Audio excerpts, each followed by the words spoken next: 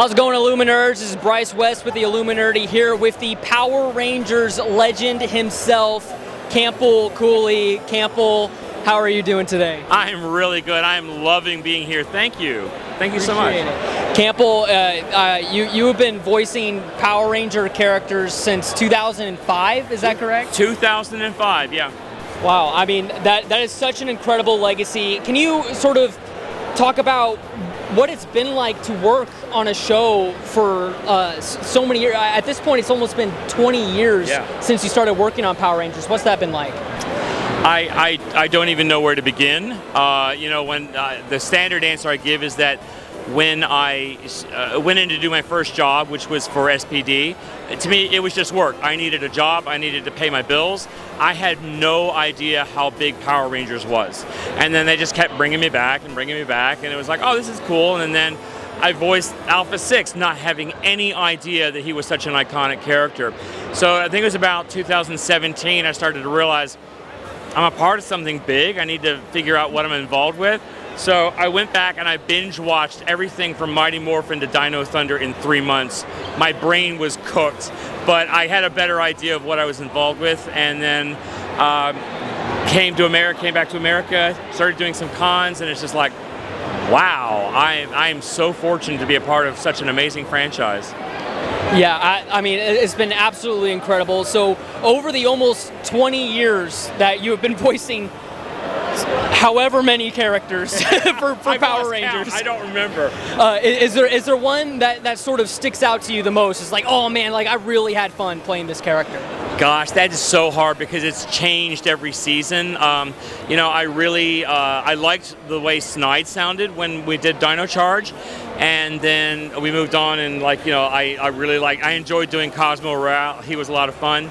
If I had to choose one character I love doing the most, that's Scrozzle. I really have grown to love Scrozzle. He's got a special place in my heart. Well, what is it about Scrozzle that makes it your favorite out of all of them? I don't entirely know because when I got the part, I didn't really understand why they'd cast me because, I went in, I knew he was like this robotic genius, and I really struggled to come up with a voice.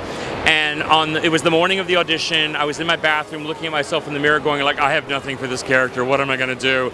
And I was panicking, so I just started kind of thinking, what does a robotic, evil, genius scientist sound like? And so I just started pushing my voice. Nothing was coming out. And then, boom, the Scrozzle voice came out, and I was like, what was that? That doesn't sound like a robotic genius, but I didn't care. I just wanted to have something for the audition. So I did it. I got the part. I have no idea why they cast me in it. My theory is that, at the end of voicing it, my theory is that he sounds like a petulant child. And I think that works really well with Blaze and Roxy because they're always bickering and fighting with each other. So I think that it's kind of that. It's also, he's kind of like this kind of fun, goofy character. He shouldn't be too intimidating. And that's my theory how I got the part. I don't know. If somebody out there knows why I got cast, please tell me. Otherwise, I love voicing Scrozzle. I love the character. I'm so glad they brought him back for subsequent seasons. Yeah, and well, Scrozzle's a funny character because he's one of those characters that just wouldn't go away. Right. Right. he kept getting defeated, and then he returned. Did you return for Dino Fury with him too? Yes. So he came back for Dino Fury for a few episodes. He was working for Lord Zed. Then he came back for Cosmic Fury. He was working for Squillionaire or Bajillionaire. I can't remember which one. And it's like there's this pattern. Like he ends up becoming the most valuable player. He's the guy that gets everything done. But he's working for these psychopaths that are going to destroy him if he lets them down. And then once the bad guys are destroyed, he's like, I'm out of here. And he's gone. And we know nothing about this character after 3 seasons. So, somebody out there, please give us some backstory, okay? All right, we need a one-shot comic book, The Scrozzle Chronicles. Let's get to it, Boom Studios. I love it. I love it. Let's get to it, Boom Studios. Well, Campbell, thank you so much. It's been an absolute pleasure. I really appreciate it.